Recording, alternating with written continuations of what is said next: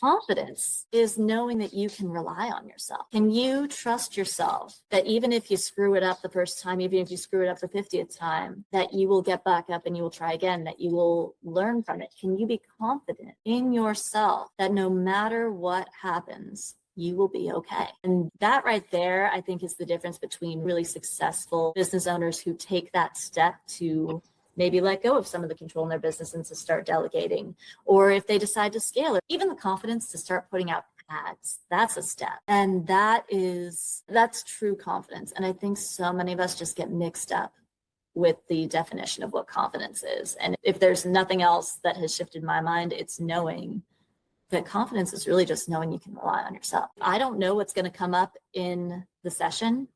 I trust myself to follow my intuition and to follow what you're giving me so that we get to that destination. And that, I think, is the biggest confidence mind hack that I could offer to your audience right now. Trust. It's what makes or breaks every business relationship. This is the Building Trust podcast, where we are turning trust into triumphs. We talk with entrepreneurs, leaders, and change makers about how they earn it, keep it, and sometimes rebuild it. Let's explore what it really means to build trust in today's world. What happens when the person you stop trusting is yourself? Today, we're talking about the beliefs, experience, and unconscious patterns that can quietly shape our relationships, our businesses, and the way we show up for the world. More importantly, we're exploring what it takes to recognize those patterns, release what no longer serves us, and start living from a place of confidence and clarity. Welcome to the Building Trust podcast, where we sit down with business owners, leaders, and service professionals, people doing meaningful work to understand how trust is built, protected, repaired, and turned into lasting impact. I'm your host, Aaron Schroer, owner of Tennessee Home Inspectors and co-founder of the Trusted Trade Hub. Today's guest is Chelsey Albert, an intuitive hypnotherapist and founder of Chelsey Albert Healing. Chelsey works with people who feel trapped behind what she calls a glass barrier. People who may be talented, capable, and successful on the outside, but still find themselves wrestling with anxiety, old trauma, relationship patterns, inconsistency, or beliefs that keep them from fully moving forward. Her work focuses on getting beneath the surface of those struggles, identifying where they began, and helping people reconnect with their confidence, their clarity, and their personal power. Chelsey, welcome to Building Trust. What's up, Aaron? I am so glad to be here. And thank you for that amazing intro. I couldn't have said better myself. Thank you. You're very welcome. I know you've got published services that include trauma and anxiety release, relationship support, and clarity-focused work. How would you describe your approach and your source for this? Yeah. Oh, my source for this. Can you tell me more about that? How'd you get into it? Okay, cool. Yeah. I mean, because there's so many different ways of interpreting source. So, I'm so sorry. My Rottweiler, he's been sleeping all day and now he wants to. So forgive me if I have to take a break and lock him up, I will. I got you. I got a Malinois eating peanut butter in the corner. Oh my God. They're high energy. They're good for people who are active and people who are definite and charge forward. So makes sense. Yeah. If you bring discipline in their life, they're great dogs. If you lack that discipline, it's going to be bad. I know that we literally just started out with the introduction, but that's a really good tangent for dogs are such a good tangent for building trust. I just want to put that little thing out there. Let's take a tangent. Because I didn't know you were a Malinois owner and they're working dogs. They need to really trust that you're the leader of the pack. And I think that kind of builds into this whole podcast, and why I love this podcast so much that you're doing is that if you can't have trust in yourself, anybody else around you, dogs, people, animals, employees, customers, they're not going to trust you if they feel instinctively that you can't hold space and lead them and hold your ground when you need to. You know, it's like, okay, she's eating a Kong full of peanut butter right now. Does she trust me enough to give me that Kong back, to bring that Kong to me and trust me to give it back to her? Hey, Fordo, bring. Not on first command, huh? Fordo, bring.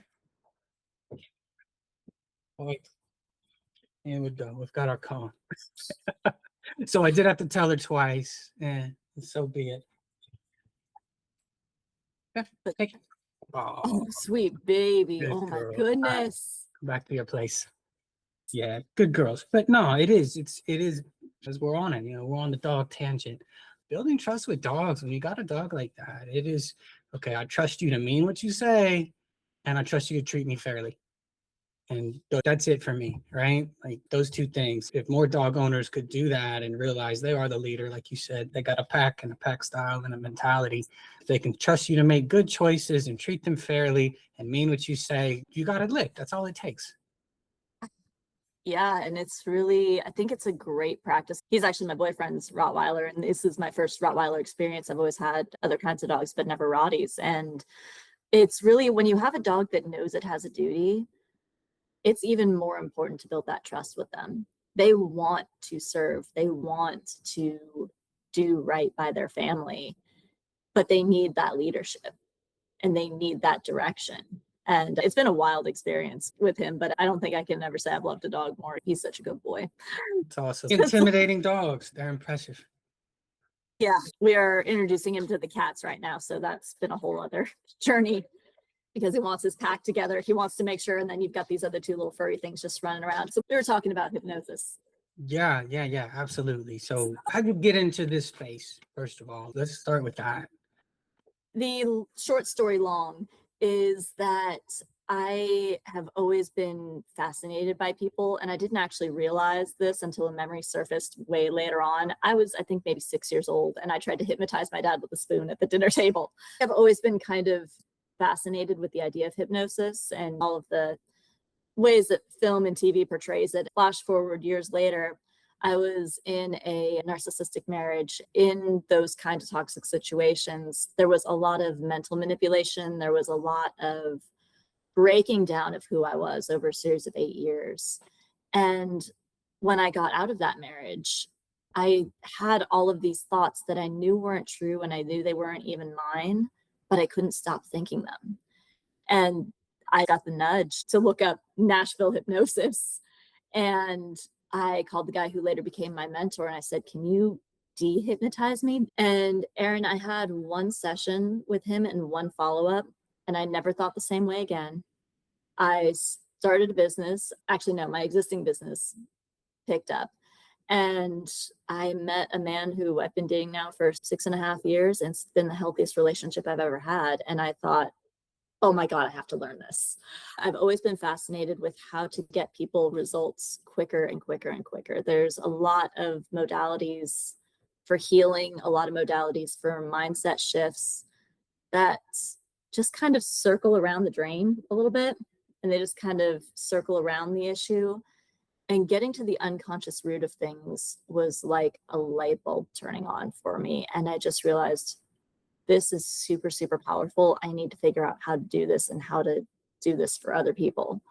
So yeah, that was kind of my genesis with hypnosis. And the reason that I got really interested when you asked what the source was, because I really do feel like the source of healing is the creator. I don't think it gets fussy about the name, God, creator, source, but that's who I work for. In my opinion, healing doesn't really happen without that unconditionally loving creator. And that's where the healing really comes from. I have a lot of nifty tricks and tools in my belt, but really the true healing comes from the unconditional love of God. That was what really sparked my interest when you said source. So what I'm hearing is that you had a very transformative experience that not only did it change your life, but it changed the direction of your life. It really did. I got a new career out of it. I grew up in the beauty industry. Well, that was my first real career that I really felt that I could do something with and that I could do long term. And what I loved about that was I could give people that space to feel better, but after a while, just them feeling better wasn't good enough. And then I discovered hypnosis and I thought, oh my God, I can actually help people change their lives rather than just feel good for a couple of hours. Yeah, because that's surface level stuff. I mean, helping people feel beautiful is not the same as believing that they're beautiful. Exactly. And I was seeing people come in every 2 to 3 weeks with the same problem. And every bit of me was just like, if you could just, but there's a different level of permission there. When somebody gives you permission to work with them and to give them advice and to help them change their patterns, it's on a totally different level than, hey, you have permission to do my eyelashes. It's fun, but after a while it wasn't as fulfilling, and I wanted a way to work deeper with people. And does this require maintenance like lashes do? So the way that I like to look at the healing process is it's like a multifaceted gem or a diamond. So the way that I like to work is you can heal a facet of a wound. And a lot of times that's really super powerful in and of itself. And then maybe a couple years later, there's another facet. Okay, I got to heal that. There's another facet of that. And you're working around and you're just healing the facets of the pattern as they come up. So yes, permanent and long-lasting healing is absolutely possible, but there's always going to be something that comes up that lets you know, hey, it's time to work on this. Healing it's a lifetime journey for sure. People are complex. We've got a lot of issues that have surfaced over the years, or at least been built over the years. And so, yeah, to patch them all, I can see where once you get one under control, something else gets a little bit stronger. I think it's also a matter of once you've cleared one layer, then there's room for another layer to come up, and you kind of start digging deeper and deeper. And once you've healed one thing, you're more equipped to handle something deeper. There are people that go their entire lives and their biggest problem is politics, or their biggest problem is their neighbor that's a jerk. But if you heal the things that are on that surface level, then all of a sudden they're ready to start saying, oh, wait, let me look at myself. Ooh, okay, hold on that. Okay, now once I've healed that, now I'm equipped to handle that. And they're equipped to start really, really expanding themselves and really, really becoming more powerful. And like you said, building that trust with themselves that, yeah, I can look in the mirror and I'm going to be able to handle it. So, and when we're talking hypnosis, we're kind of dealing with people's internal wiring, right? I say we very broadly because it's not me. I don't know anything about this. When I say we, like you, so hypnosis is dealing with people's internal wiring. I would imagine that it is capable to do harm as easily as it is good. Would that be accurate? Yeah, any tool that can be used to heal can be used to hurt. It's the same with medication. It's the same with even traditional talk therapy. Some talk therapists can really screw people up depending on the tangents they go on.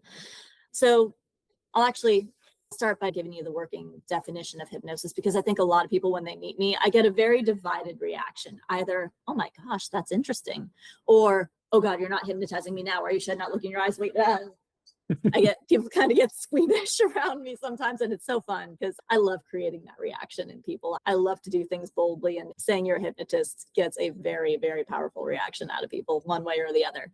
But hypnosis, in its working definition, is whenever the brain takes in a piece of information and accepts it as a truth. So let me ask you a question. What color is the sky? Sky's blue. Everybody knows that. Even though you know logically that it's really transparent, it's just a bunch of chemicals that are reflecting. It could be blue and gray right now, depending on what window you're looking at and if you have clouds, but we're automatically conditioned to say blue. That is hypnosis. Now, you never got zonked out, you never had anybody wave a pocket watch in front of you, but automatically your brain wants to say blue, even if you want to think it through and you're like, no, I know it's not really blue. Same way as when you look both ways before crossing the street. You don't really do it consciously, do you? No, it's programmed. Exactly. So hypnosis is really just programming. And by that definition, you can also feed some pretty negative programs in there. A lot of the people that have given us some of the most detrimental programs are the people who are closest to us. My mentor always likes to joke, teachers, preachers, doctors, and parents are the best hypnotists you'll ever meet. So some of the most harmful ways that hypnosis is taking place right now is honestly with a lot of the media, a lot of narratives that stress that it is only us versus them, a lot of narratives that are stressing division. Those are actually really powerful hypnotic techniques that media and social media are using to bring up fear in people. And so yes, there are hypnotists and do you remember when pickup artists were a thing? Yeah, those guys were using some hypnotic techniques. They were using very manipulative mental techniques to basically bypass that little critical voice in your head that says, I don't think we should buy this. They were using hypnotic techniques to bypass that and to manipulate people. So the same tools, like I said, that can be used to heal can be used to hurt. And that is honestly why I remind myself every single day that I work for God. That keeps it ethical. That keeps you pure. Circle back to that definition one more time because you said it very succinct. It was fast and it was easy to fly by. I want that to stick. What was that? Hypnosis is when your brain takes in a piece of information and accepts it as a truth. Thank you. That's great. How did you get to the point where you could trust yourself to mess with somebody else's programming and get them to accept these things as truth? When I initially started my program, the good thing about honestly any kind of, and I do consider hypnosis certification in kind of the same, it felt very similar to beauty school to me. I wouldn't say it was like a trade school, but there was much more emphasis placed on the action and the practice and the physical learning rather than the theoretical learning in college. So we were practicing on each other all the time. We would call each other up in our little cohort and be like, hey, do you have 30 minutes? Do you have 40 minutes? So I got comfortable working with people who I already knew. But the real moment when I thought, oh my God, I can actually do this, was when I had a lash client and she was on the table, her eyes were taped shut, and she had been talking for about a year about how she wanted to start dating again, but she was so scared of this and she had so many bad experiences. She had been through 3 really gnarly breakups. And finally, Aaron, something just kind of clicked in me that said, look, let me try something. And I think that's the first step to building trust with yourself, especially when you're practicing a new craft, is you have to be willing to ask somebody to let you try something. So I did a session with her as I'm doing her lashes, and she came back, she texted me the next day and said, it feels like a boulder was lifted off of me. And the next time I saw her 3 weeks later, she had put herself online and she had organized a date with somebody. And then we did another session. And then 3 weeks later, she said, I actually kind of like this guy. And I checked in with her a couple of years back and she is now married to that person. So I think there's always a little bit of, I don't think that there actually should be 100% total confidence. Now that I'm really thinking about it, I'm thinking about this out loud, so bear with me. But that question's a super important question because I don't know if I should ever be 100% certain that I know what to do. That is really up to my client, and that is part of being intuitive, is getting the information and letting the client's unconscious mind lead me where to go. The biggest thing that you can do with hypnosis and the most effective thing with this kind of work is to be curious about what comes up for the client. So in a lot of cases, I don't know what's going to come up in session. And that, I think, is the biggest trust piece, is I have to trust that I probably will not know what to do until the moment clicks. It's just been doing the work. It's just been seeing clients and having it show up time after time after time. I always like to tell my clients, I don't know what's going to happen, but I know that what needs to happen is going to happen. And they're in full conscious control, or they go into a state like you see a stage performer put somebody into a, when I snap my fingers, whatever's going to happen happens. And yeah, that's always a fun one. And I have been hypnotized on stage. I think that was kind of my first introduction before I did anything therapeutic. But the other truth that I think most people need to know about hypnosis before even calling a hypnotist or before talking about hypnosis is that you can be hypnotized without your knowledge, but you can never be hypnotized without your consent. So the brain is very, very sensitive. We have this little thing called a critical faculty, and it's your inner BS alert. So part of that trust that happens between me and my clients is, first, they need to trust that I am going to offer them the suggestions that they want for themselves. That's part of my intake is, what do you want your life to look like? It doesn't matter what I want your life to look like, because your brain is actually so highly protective that if somebody wanted me to hypnotize them to buy a new truck, and we start talking, we start going through the process, and I start telling them about how awesome this new car is going to be, just that little difference in words is going to get the defenses up. So on one hand, it's hard to mess with somebody's brain when they are not already on board, which is a good thing. And it's a very good kind of safety mechanism. And it always keeps me in a state of being here for what you want. But if there is something in that person that already agrees to that idea, so like I said, with pickup artists will often love bomb their victims. And that desire to be seen as somebody who's incredibly lovable and just awesome and sexy and all of this that they're feeding them, they'll kind of let that suggestion in. Whether somebody, when they're in hypnotherapy, they lose their faculties and their general consciousness. Is it a stupor? Is it a weird sleep-like state? Or are they pretty conversational and everything's normal in what you do and the work that you do? Thank you. So yes, you can be hypnotized without your knowledge, but not without your consent. So you are in control of the entire process. I think a lot of media presents it as being kind of zonked out and zombified.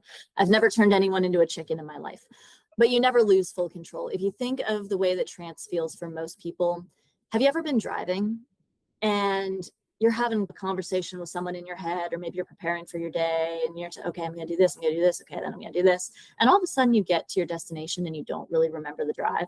Absolutely. Every day. That's trance. Most of us go into some kind of hypnotic trance multiple times per day. And that's what it feels like for most people. Now, you know that if somebody was to break in front of you, you would break and you could shake yourself out of it.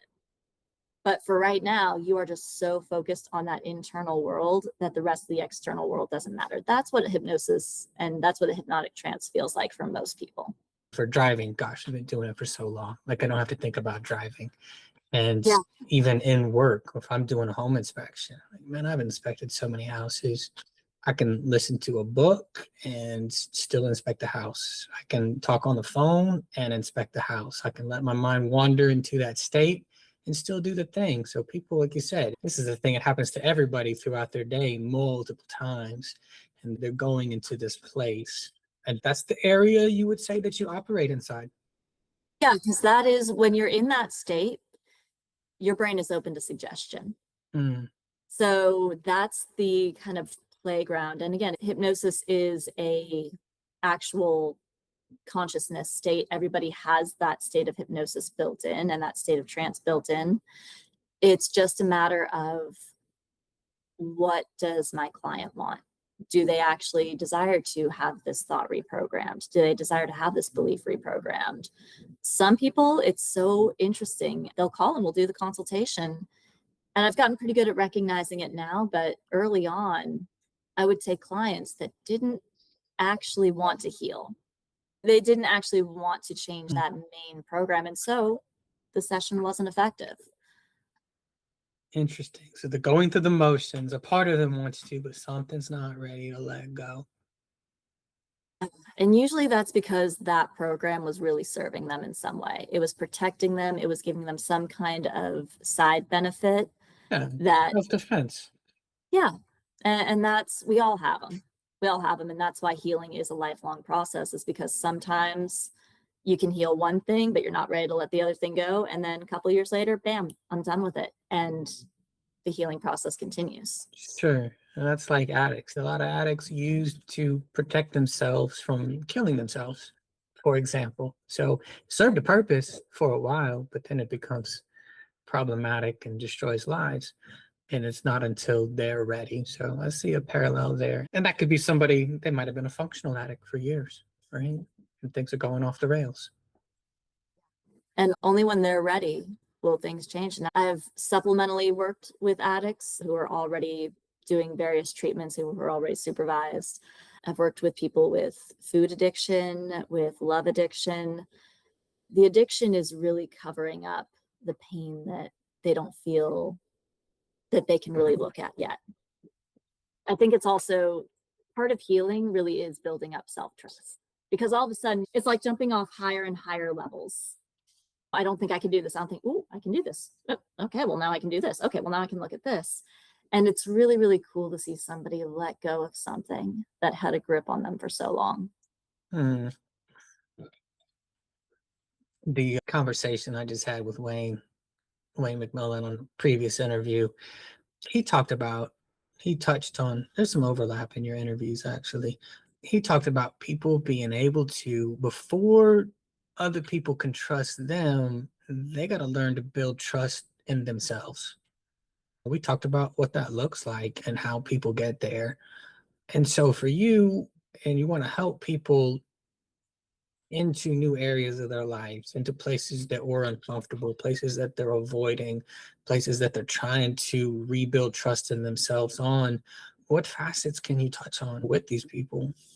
What facets can I touch on? So I think my main goal, for a long time, I just didn't want anybody to feel the pain that I felt. And that's what really springboarded me into this. But as I've gotten more experienced in this, it's become a game almost, where it's different for everybody. Everyone has some little gremlin, everybody has some little belief. And for me personally, one of the rewarding things is figuring out that little linchpin and pulling it.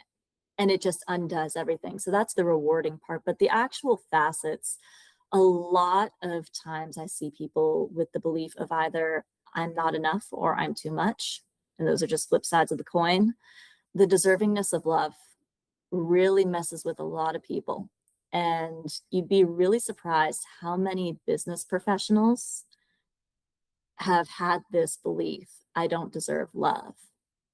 And that just spins into every aspect of their business. They start compromising their prices so that people will say yes to their business. They start hiring people that will actively hurt them and will actively screw them over, because deep down there's this little tiny unconscious belief that we would think has everything to do with maybe romantic or friend love, and it's screwing with their business. Usually it has to do with love, power. A lot of people don't believe that they have the power of choice. And am I enough or am I too much? Those really, really mess with people, and they create a variety of different symptoms in their life. So how do you get to the linchpin? Like you said, we may be touching on some facets, but maybe that's not even the problem to solve. So part of that is part of the fun of my job, and it's why I'm an intuitive hypnotherapist. I've always been really good at playing that poker game conversationally. People will tell on themselves, and it's a skill you can develop. But if you start looking in people's conversations, certain words will come up, certain phrases will keep repeating. It's probably one of the reasons I latched on to source, because that meant something for me, and that's actually, kind of how the conversation can go too. It's a game of anybody who is open to being vulnerable or open to the healing process. By the time they get in my office, the unconscious patterns will start coming up verbally. They'll start coming up physically. You'll see the legs shake when they start talking about this person, or they'll start talking about this event, and maybe they'll start twitching, or their hands or their face will move. So part of that is a really good skill that I would recommend for any business owner to start learning, is how to read people physically and verbally. And there's a lot of great courses that can teach that skill. But at the end of the day, there's just a sense, and I can't really describe it for you in a way that would make sense, Aaron, because there's just this kind of intuitive knowing of, I got to dig deeper here. That's interesting, and it shows up as something that's interesting to me. I actually wonder if you kind of have the same sense when you're inspecting a house. Do you ever get that, like, I should look at that board again? Something doesn't feel right here. I'm going to check that out a little bit more deeply than the protocol says. Part of it's pattern recognition, and sometimes it's a hunch. Like you're in an attic or something. It's like, well, do I really need to turn that corner? And yeah, you do. Get a little deeper in the space.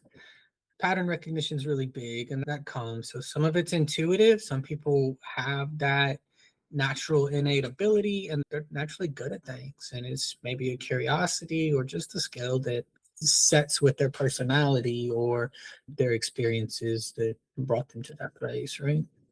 Yeah, I truly believe that everybody is intuitive in some area of their life. My dad is a genius with contracts, and I don't know how he knows where to look, but he will find where to look. Sometimes you can attribute it to your training. You can attribute it to your years of experience too. Like, I know this is something I should look at from years of experience, but at some point, like you said, it's just a hunch. And are you going to trust that hunch or are you going to dismiss it? And I think that really is where self-trust comes in as such a powerful skill for anybody in any industry. And it's what I rely on for the most part. And it's never steered me wrong. I think you said something earlier, the things that people repeat and they say, I've heard people call them like the stories that we tell ourselves that, hey, somebody planted that seed, and that's going to circle right back to your definition of hypnosis. Somebody told us something about ourselves at some point in time, and we bought that shit. Right, wrong, or indifferent. We absorbed it as part of our personal story, and we've lived with it our whole life, be it a teacher, a parent, whoever, a pastor, a preacher, like all these people that we have close to us and we value their opinion of us and they told us about ourselves. And something that's big is I've tried not to say or to let people say the word shy. Talking about my son, oh, he's shy. I hate it. You're not shy, you're scared. Don't be scared. Stand up for yourself. Speak up. It's okay. But if they continually hear this garbage, oh, he's shy, don't be. No, he's not shy, he's just scared. Get out from behind me. Stand here. It's okay. When you just brought up something so powerful. Shy is an identity. I'm shy. I don't go out because I'm shy. If you're scared, hey, that's just a fleeting thing. You're not going to be scared tomorrow. You're not going to be like, hi, I'm Erin and I'm scared. That's never going to happen. So what you're doing is so powerful for your son, because even if there's just one contradictory voice questioning that whole narrative, you've got a foot in the door. You've got a foot in the door for him to not accept it. I think as kids, we always try to reject what our parents say all the time, just for the sake of being rebellious. But somewhere along the way, what you said and how you framed it for him is going to come back full force. And it's going to be one of the most powerful things in his life. I'm just scared. It's fine. Yeah. Feel that, go through it, stand up to it.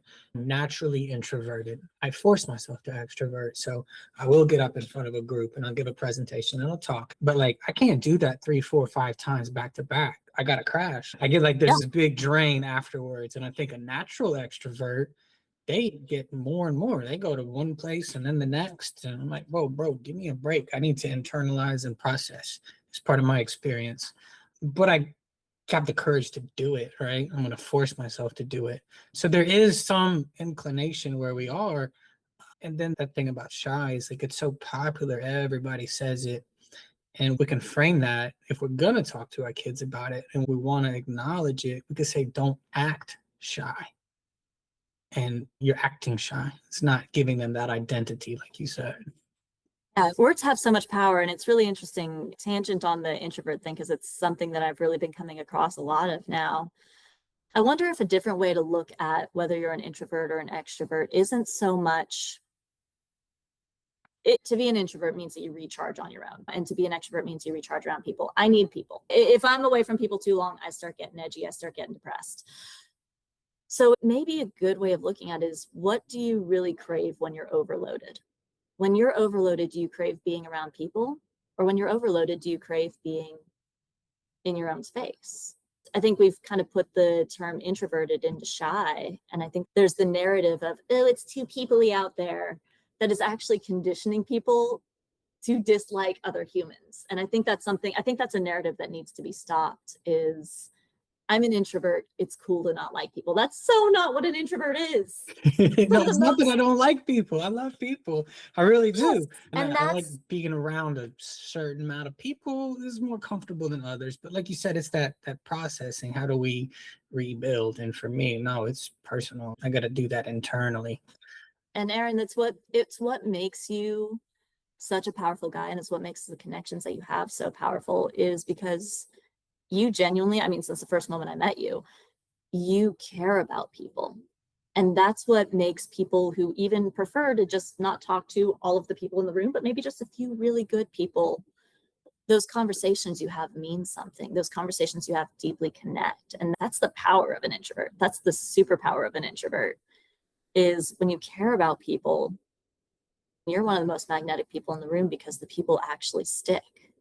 It's a really cool thing. I don't know if you've ever caught it for yourself or not, but that's just what I noticed about you watching you at the events that we were in. Is very, very interesting. Yeah, no, I've not internalized that. That one I'm not aware of. Yeah. But thank you. It makes me feel great. Let's talk about anxiety, because a lot of people struggle with clinical anxiety, let alone day-to-day anxiety. And we have to get through it if we're going to be functional, especially if we're going to be high producing people that do a lot. And for me, for the people I'm speaking with, I'm under the impression they're trying to do more and do better. And I'm sure everybody struggles with it periodically. So, like, what can you give us on that? Yeah, I think one of the reasons that anxiety is so prevalent is, one, not to say look at the world, but look at the world. We're living in a really transitional time right now, and people are going through that transition. Everyone I've talked to is going through some kind of shift. So there's a lot of anxiety about what's to come, what will be. And if you're a business owner, you kind of live in that zone of you always have to be scanning the horizon. But I think a lot of business owners in particular have a very special relationship with their anxiety. On one hand, the people that call me are like, I want this anxiety gone. I want to live like I'm fearless. I want to live like I'm confident. But then when we get to talking, that anxiety has helped them become successful. That constant scanning of the horizon has kept them safe. It has kept them in business. It has probably even driven them to business because they got anxious that they were going to get fired. So they started something, and that's the dance to play with it. Anxiety is not something to be gotten rid of. It's a human emotion. It can't be gotten rid of.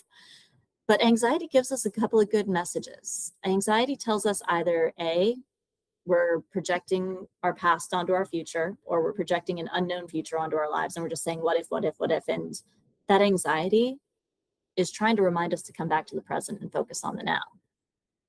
It is also possible that anxiety is telling you that you're actually in a situation that's not good for you, but you're trying to force yourself to stay there. When I was waiting tables, I lived with existential dread. I was not a good server, but I was keeping myself in that situation because I thought I had nowhere else to go. So I think a lot of business owners will keep themselves in projects. They'll keep themselves with clients and customers that give them anxiety. And they're not realizing that anxiety is actually their little smoke alarm, trying to get them out of a bad situation before it turns into a lawsuit. So when I work with anxiety, in particular with business owners, it's really reestablishing that relationship with anxiety and then healing the little rubber band that keeps snapping them back to a past event that is causing them to stay behind that glass barrier that you mentioned earlier. Because then you've got the other flip side of anxiety, which is it keeps you from moving.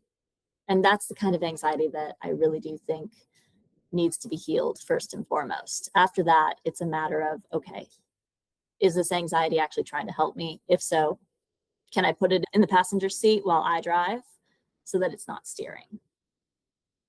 When I think about anxiety, I'm thinking about, okay, this is a cortisol spike, but not for everybody. Some people it's debilitating. If we got enough cortisol, hey, we're gonna fight, or we're gonna run, or we're gonna do something.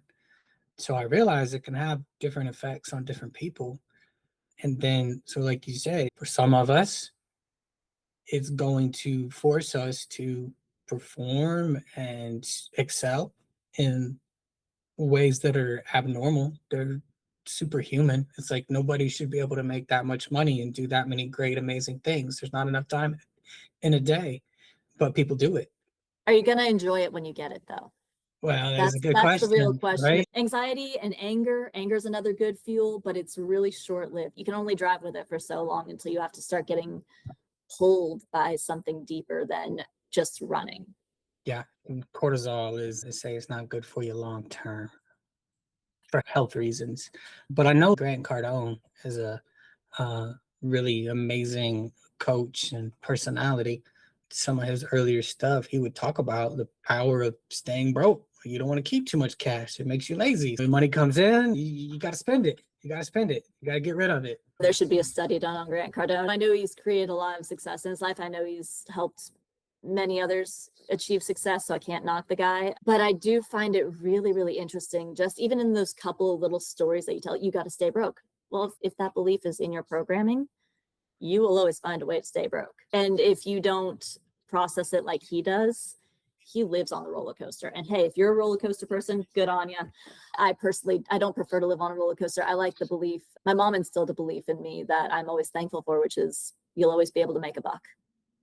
And that has served me because I always, even in the times where I'd gotten fired, I had a job within a week because I was always able to make a buck. But yeah, Grant Cardone, he's fascinating. I think there's some things there. I think he's still very much driven by something in his past. And that's the clues that I look for. I've seen a couple of interviews with him, and there's something there that's in the back of his mind that has created a lot of external success. But I always wonder how much peace he has in his life.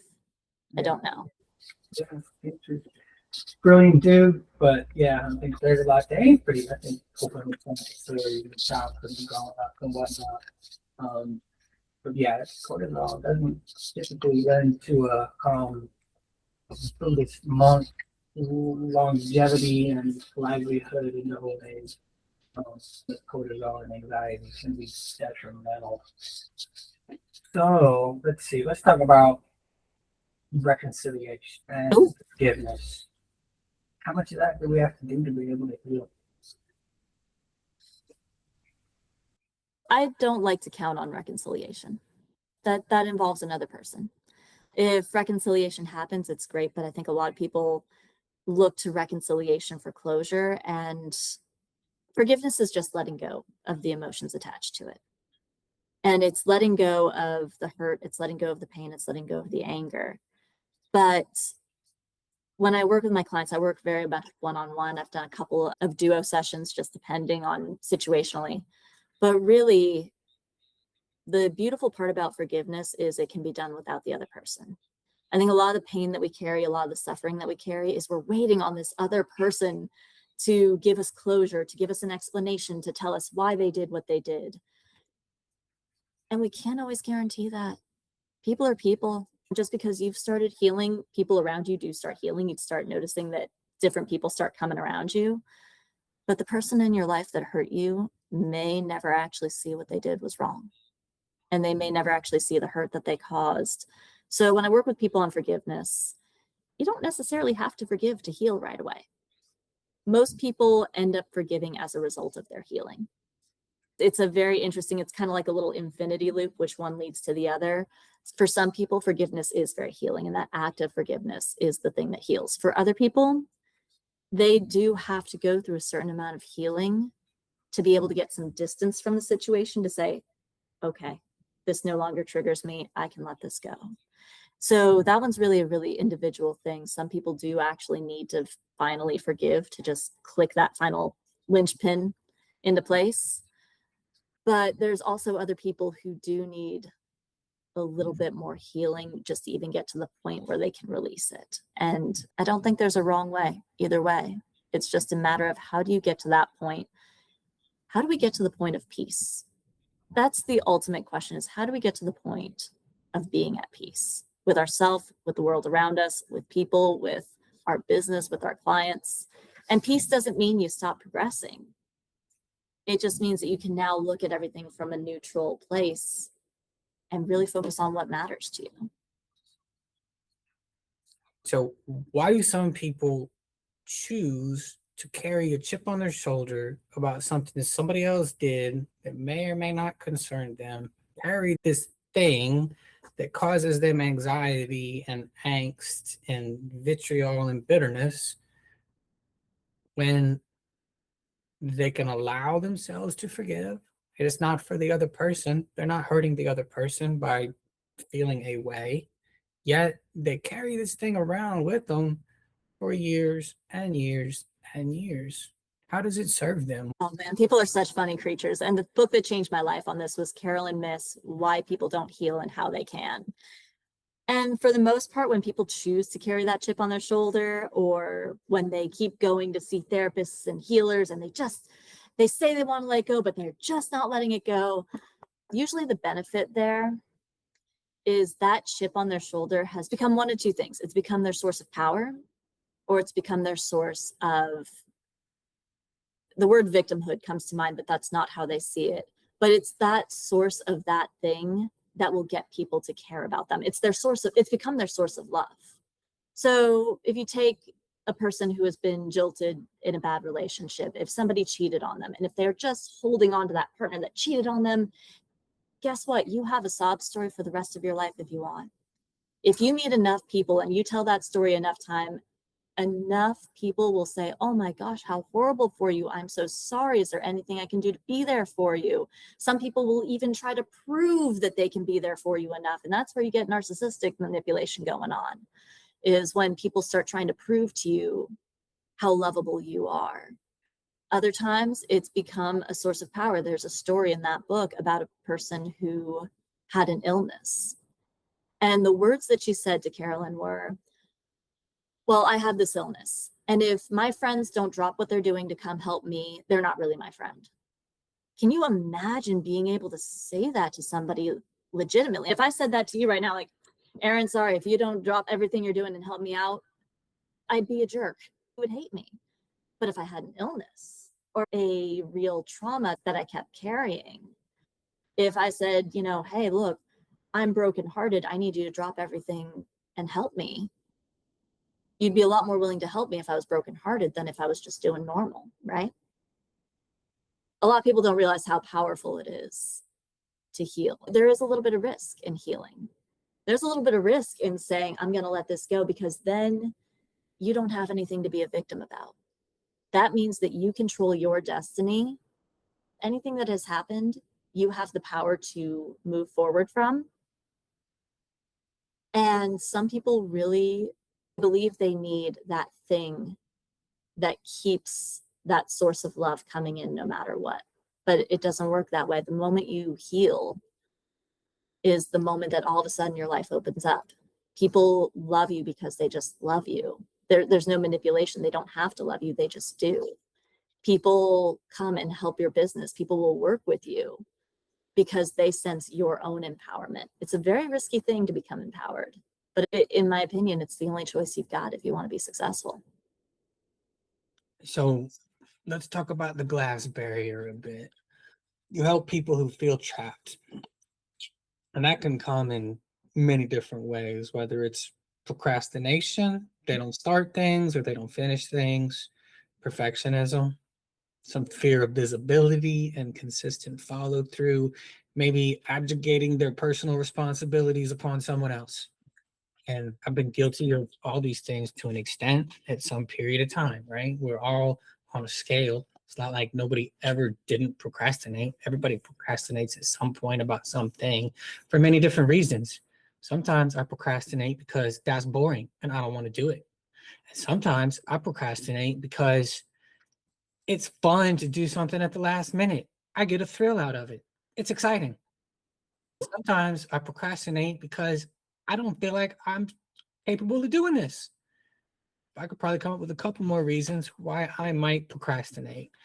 I've witnessed myself doing it. That, gosh, would I take an identity in it? Maybe. I don't know.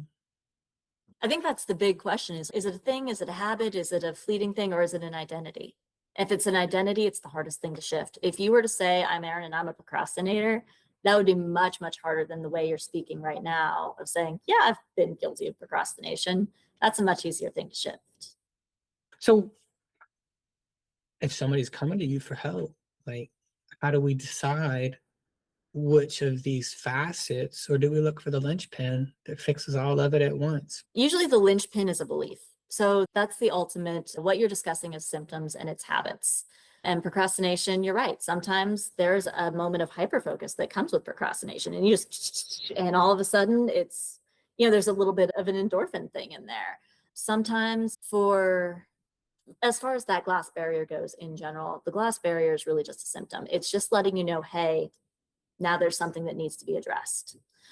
And where I usually start digging first is the beliefs. And those beliefs can be anything from, like you said, if there's a belief that I can't do this. Okay.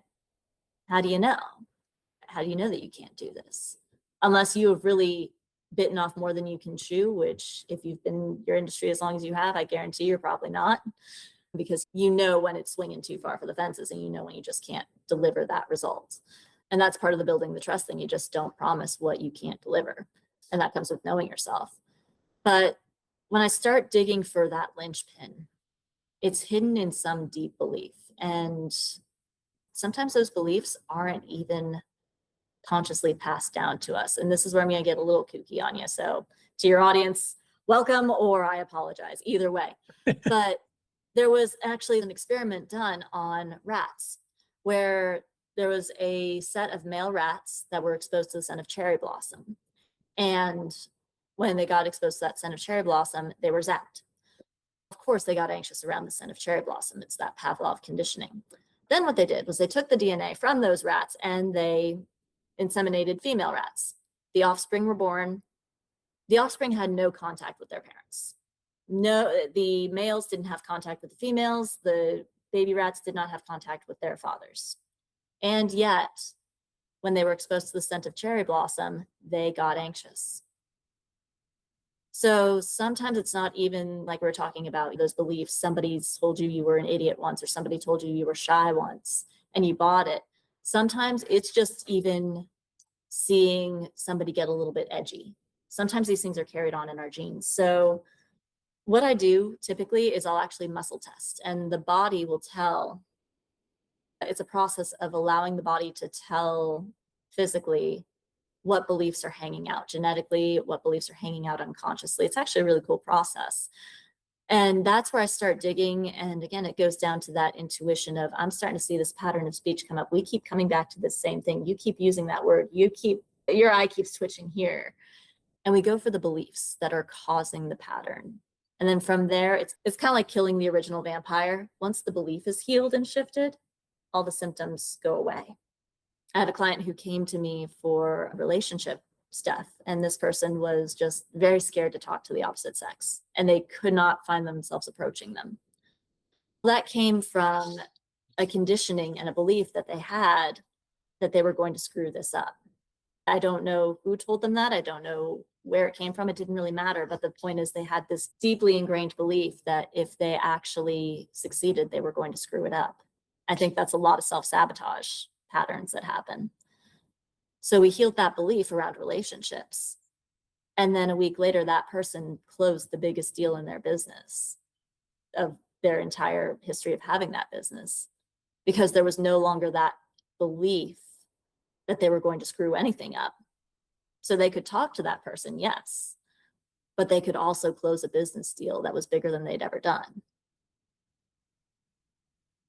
So we're talking fear of success and the whispers of previous generations, the whispers of our ancestors that can actually print on our DNA, as proven in lab experiments, but also seen in real life. I mean, when you look at generational trauma and things that go down from generation to generation to generation, yeah, typically that's done inside a world where people are raised by their parents, but there's also stories of people who were adopted who carried those same generational curses down to their children, and they never even met their parents. These stories are documented. It's interesting stuff.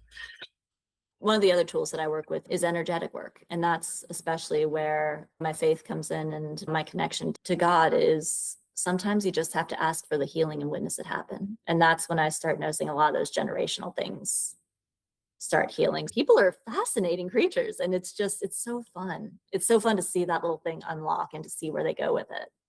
Absolutely. What about people who seem to stay busy a lot, but they're not really effective in moving their business, their career, their personal life, their finances forward?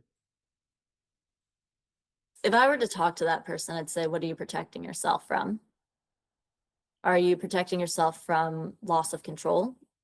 Are you protecting yourself from taking that risk that would actually blow up your business and would blow up in a good way, that would actually give you that success? A lot of people, they don't fear success. But you'd be hard pressed to find somebody that says, I fear success, but they fear the responsibility. They fear being trapped by that success. If I succeed and if I really turn this into a big giant business, I'm going to have to do this for 20 years. I'm going to be exhausted. Some people, when they fear being seen, it's not so much a fear of being seen. A lot of people actually desire to be deeply seen. What they fear is being judged. If somebody sees me, they will judge me. And it's getting to those little tiny nuances that really make this work just so fun. And it's what really, I think, is missing from a lot of talk therapy and a lot of traditional methods is those tiny little shades that are just unique to everyone. And yet there's this universal thing that we can all kind of get on board with is there's something deeper there. It's just what flavor of it are you dealing with? Let's talk about confidence a little bit, because, man, people are open to that success and they're open to those responsibilities. And some people are not. And some people are quite designed to stay in their lane.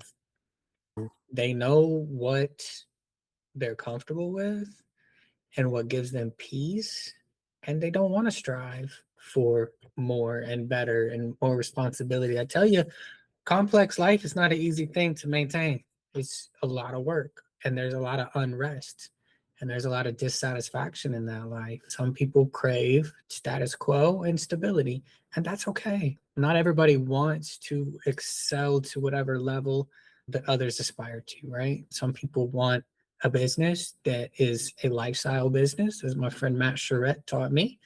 If you want to have a lifestyle business and you're not thinking about exiting this business, you just want to provide for your family, set your own rules in life, not have a boss, that's okay. And you can do that. But your vacations are going to be limited. The amount of wealth that you're able to create has probably got a ceiling on it. The number of lives you're able to impact is going to be a certain level. But there's nothing wrong with that. Not everybody has to be on this mission to do some huge, massive thing or to set up a business that runs 300 days a year without their input anymore. It's great to be able to design and build something like that, but it's a monumentous undertaking and there's a lot of risk in it. We can have our own lane and we can find comfort in it.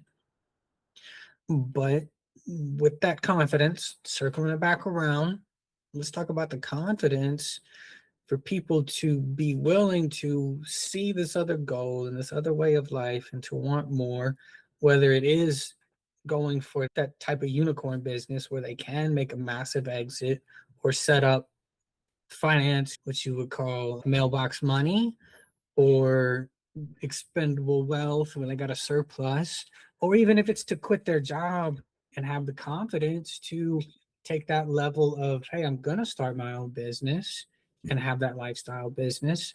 Or do people start when they don't feel adequate to get that confidence? Oh, yeah, man. And to your point, that is a version of success. If you are at peace with your life, I'd say you figured it out more than 90% of people. If you are totally at peace, now there's a difference between peace and complacency. If you're complacent, you're just rotting. But if you're actually good, just punching the clock, coming home and being with the ones you love, and by all means, teach me how. That's peace right there. And I think that's what we're all striving for, with the confidence to put yourself out there. The Oxford Dictionary defines confidence as a strong belief that one can rely on someone or something, firm trust. I know this because I've had to reread this to a lot of clients. Self-confidence, by that definition, is the belief or the knowing that you can rely on yourself, a firm self-trust. It's got nothing to do with sparkles. And so many of us are marketed this idea of confidence as stopping everything when you walk in the room and all heads turn and you're just magic. No, that's charisma. That's a whole different thing. Confidence is knowing that you can rely on yourself.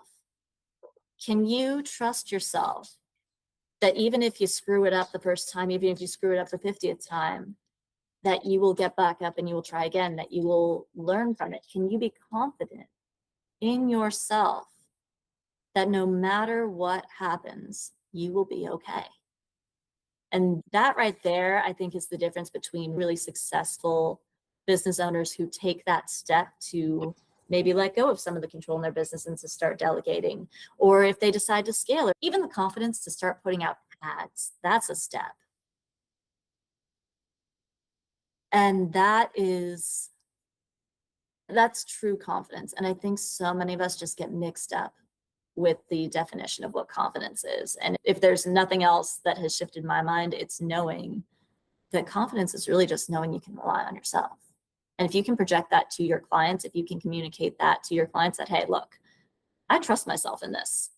I can get this fixed. If I don't know how to get it fixed, I will find out how to get it fixed. If I don't know what's going to come up in the session, I trust myself to follow my intuition and to follow what you're giving me so that we get to that destination. And that, I think, is the biggest confidence mind hack that I could offer to your audience right now. Love it. Thank you, Chelsey. I like that one. What about, we're talking about building trust, but what about trusting too quickly? Because I tend to trust people until I have a reason not to. And that's got me in trouble more than once. I haven't changed my take on it. It's just kind of where I'm at with life and how I operate. And there's some people who are quite pessimistic and they don't trust somebody until they've earned that trust. Not that there's a right or a wrong, but tell me about it. Some of that has to do with healings. If you want a thriving business, eventually you're going to have to trust an employee again. Just because one employee burned you, you're going to have to hire again. So some of that is you got to heal and you got to get some mental and emotional distance from any of the past wounds. But when you were talking, what really came up for me was, I think it really still all comes back to self-trust, and more so, do I trust my own signals? Do I trust my own smoke alarms? And everybody has a different smoke alarm. For me, the dead sure way that I know whether or not I should keep interacting with somebody or whether I should trust them further is, what side of me do they bring out? If I start getting anxious around this person, that's a sign that maybe I am going to keep them at the outer ring of my trust circle. I've got multiple rings. It's kind of like the Citadel of Gondor. It's just, you can get into different levels of trust. And I think that's a useful tool too, is you don't have to fully trust everybody with everything, but you can trust them at different levels. But when I start getting anxious around somebody, or when I feel like I need to impress them, or when I feel like I need to please them, that's a signal to me that we're not really a good match. Whereas if I do feel totally comfortable with somebody, I pretty much am open right away. It's just something that my body naturally does. And I will just start talking about things that I don't talk about with other people. And that to me has always been a signal. What side of me are they bringing out? Are they bringing out my confident side? Do I feel confident around this person? Do I feel like this person has my back unconsciously? Then yes, I'll start trusting them more and more. So learn your signals, learn to trust yourself. If you're more of a person who does trust slowly, I don't think there's anything really wrong with that. I don't think that there's anything wrong with fully trusting somebody. Just because you trust someone, it also doesn't mean don't cover your ass. Here in the South, it was really a shock to me that a lot of handshake deals are done. And I'm from California, so we have, contract for everything, and it's just kind of part of the culture. I think it's a beautiful thing to trust people. But in the sense of business specifically, relationships are a little different. In the sense of business, you always have to treat it like a business. But start trusting what side of you that person brings out.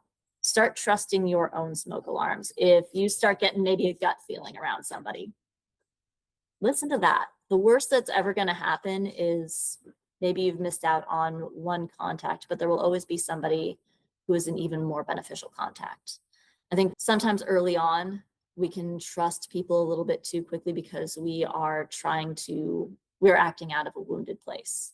There's this little rubber band that says, yes, but I want this person to be this. And we start seeing the potential. We don't actually see the person. For me, it's always going to come back to heal what needs to be healed, heal the beliefs, heal the wounds, and then trust yourself. Start getting to know your own body, start getting to know your own mind, start getting to know every signal that you have. And just freaking trust it. You're living your life. Once you've gotten to a good, stable place, you can't trust somebody else's signals for you. You have to start trusting your own signals. You have to start developing and trusting your own signals before you can even extend that to the rest of the world. I feel like the main takeaway there is knowing yourself and trusting yourself, self-awareness. And I also think during that bit, I was thinking about trust but verify. It might be okay to trust early, but Yeah, check in, right? How's it going? Let's not let this thing go carry on too long and get too deep in it before we can turn things around if we trusted too early. exactly. And you can always readjust. You can always send somebody to the outer circle. You can always bring somebody closer into the circle. Trust in relationships and vulnerability, it's a scale. You don't have to be all in or all out. Yeah, it's relationships, it's new hires, an appropriate level of access, be it to our business or to our hearts and our family, right? And honestly, love, power, and money are just linked forever. When one starts getting a little shaky, or when we've got a shaky platform in one area, the other areas suffer. And you can see it. So get really solid in who you are, and you'll be able to manage that triangle, and you'll be able to see where things need to go next. Thank you. So, practical takeaway for somebody who's listening in and they recognize, they heard some things that spoke to them. When this is done, they're still going to be thinking about it, right? Whatever it was, whatever component. We touched a lot of things. How do they get started? Where do they go? So you can work with me one-on-one. That's obviously the quickest, most impactful way. My job as a healer is to help you not need me as efficiently as possible. So I work in short segments and we heal one facet at a time, and we make sure that healing's done. So you can always schedule a consultation on my website, chelseyaLbertHealing.com. Also, if you just need a little at-home support, I do have a library of the Hypno2Go audio library where I have some of my best protocols already pre-recorded with soundtracks and healing frequencies layered in. So you can just get that at-home help on the go, on demand. So I do have that as well. And that is, I'm also launching some targeted ones as well. So there's that. Or I would also just say, give me a call. Give me a call. I have many, many tools in my belt, and just schedule a consultation with me. I'll point you where you need to go.